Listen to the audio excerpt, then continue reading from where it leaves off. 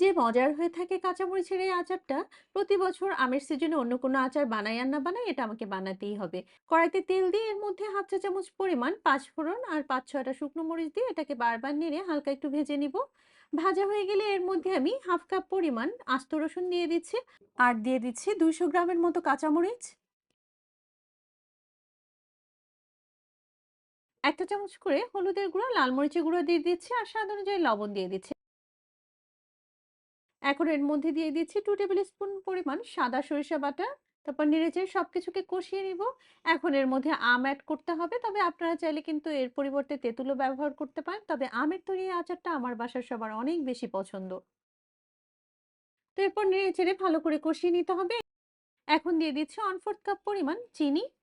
তো এগুলো কিছুক্ষণ রান্না করে সফট হতে থাকে। এরই ফাঁকে আমি আচারের জন্য একটা মসলা তৈরি করে নিচ্ছি।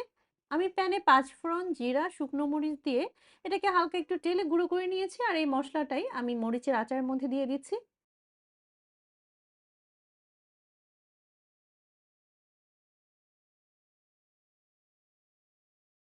এই তো আচার তৈরি হয়ে গেল।